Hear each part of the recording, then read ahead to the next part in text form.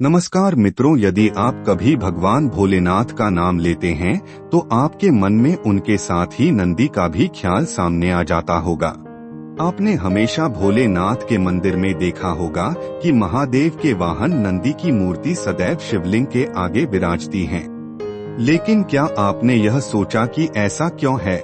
नमस्कार, स्वागत है आपका मन की चाहत पर एक बार फिर। क्या आपने कभी सोचा कि किस प्रकार एक वृष शव शंकर जी का वाहन बन गया और क्यों है शिव की मूर्तियां शिवलिंग के सामने ही विराजते हैं? इस बात की जानकारी हम आपको एक पौराणिक कथा के जरिए बताते हैं।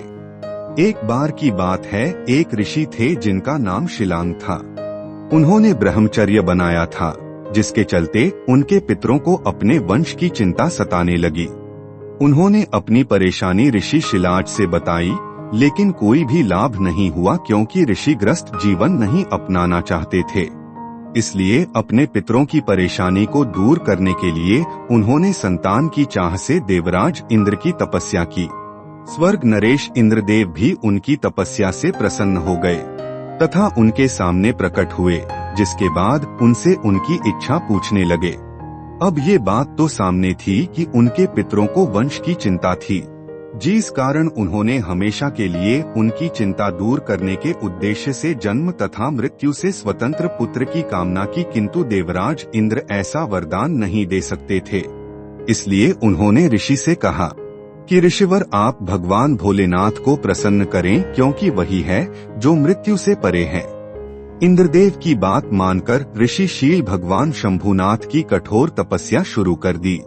भगवान भी उनकी घोर तपस्या से प्रसन्न हुए और शिलाद को वरदान दिया कि वह स्वयं उनके पुत्र के रूप में प्रकट होंगे, और इसके बाद उन्होंने नंदी के रूप में अपने एक अंश को प्रकट किया। इसलिए नंदी का जन्म शंकर जी के वरदान के स्वरूप हुआ, जो मृत्यु से मुक्त, अजहर तथा अमर था। नंदी भी अपने पिता की तरह ही धार्मिक प्रवृत्ति का था और हमेशा भोलेनाथ की पूजा अर्चना में लीन रहता था। उन्होंने भी अपने पिता की तरह भोलेनाथ की कृपा प्राप्त करने के लिए उनका कठोर तप किया, जिसके फलस्वरूप भगवान प्रसन्न हुए और शिवजी ने उन्हें अपने सारे दिन में ले लिया और उन्हें संपूर्ण करों का प्रधान बना दिया। इसके साथ ही उन्होंने नंदी को वरदान दिया कि संसार में जहाँ कहीं भी उनका वास होगा, वहाँ नंदी का भी वास होगा। यही कारण है कि शिव मंदिरों में शिव जी की प्रतिमा के आगे नंदी की प्रतिमा अवश्य रखी जाती है। चलिए अब आपको बताते हैं कि नंदी के दर्शन और महत्व का अर्थ बता दें कि नंदी के नेत्र हमेशा शिवजी में ही स्थिर रहते हैं तथा इन्हीं नैनों से शिव जी की छवि मन में बसती है। इसलिए कहा जाता है कि नंदी की छवि मन में बस आए बिना शिवजी की प्राप्ति नहीं हो पाती। इसके साथ ही यदि हम नंदी का वर्णन करें तो उनकी दो सिंह विवेक और ज्ञान को अपनाने का विचार प्रस्तुत करती है। यानी मनुष्य को अपनी बुद्धि का उपयोग विवेक से करना चाहिए।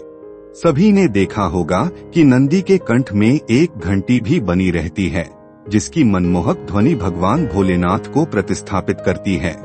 मित्रों, किंतु क्या कभी आपने यह सोचा कि आखिर शिव शंकर की शिवलिंग की आंधी परिक्रमा ही क्यों की जाती है? बता दें, शिव पुराण के साथ कई और शास्त्रों में शिवलिंग की आदि परिक्रमा करने का ही विधान बताया गया है। ऐसा करने के पीछे भी कारण है। माना जाता है कि धार्मिक रूप से शिवलिंग को शिव और शक्ति दोनों की सम्मिलित ऊर्जा का प्रतीक माना जाता है। यही कारण है कि इसमें लगातार जल चढ़ाया जाता है ताकि शिवलिंग की गर्म तासीर को सामान्य किया जा सके।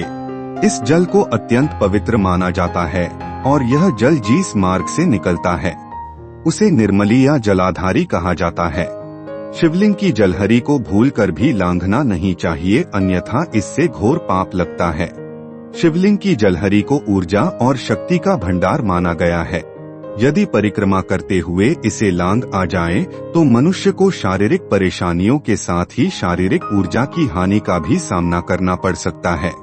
शिवलिंग की पूर्ण परिक्रमा से शरीर पर 5 तरह के विपरीत प्रभाव पड़ते हैं। इससे देवदत्त और धनंजय वायु के प्रवाह में रुकावट पैदा हो जाती है। इसी वजह से शारीरिक और मानसिक दोनों ही तरह का कष्ट उत्पन्न होता है। शिवलिंग की अर्धचंद्राकार प्रदक्षिणा ही हमेशा करनी चाहिए। शिवलिंग की परिक्रमा करने की कुछ नियम भी हैं। किसी भी देवता की परिक्रमा दाईं ओर से की जाती है, जबकि शिव जी की परिक्रमा बाईं तरफ से की जाती है, जिसके बाद जलाधारी से वापस दाईं ओर लौटना होता है। तो मित्र, आपने जाना शिव प्रतिमा के सामने ही क्यों विराजित होते हैं? नंदी और शिवशंकर की शिवलिंग की आंधी परिक्रमा ही क्यों की जाती है? यदि आपको पहले से किसी बात की जानकारी थी तो नीचे हमें कमेंट करके जरूर बताएं। आज के वीडियो में बस इतना ही। हम उम्मीद करते हैं कि हमारी वीडियो के जरिए आपको कई सवालों के जवाब मिल गए होंगे। अगर ये वीडियो पसंद आई हो तो उसे लाइक को शेयर जरूर कीजिएगा। अगर आपने हमारे चैनल को सब्सक्राइब नहीं किया है तो जरूर करिए। इसके साथ ही मुझे दे इजाजत। इस वीडियो को अंत तक देखने के लिए आपका बहुत बहुत शुक्रिया।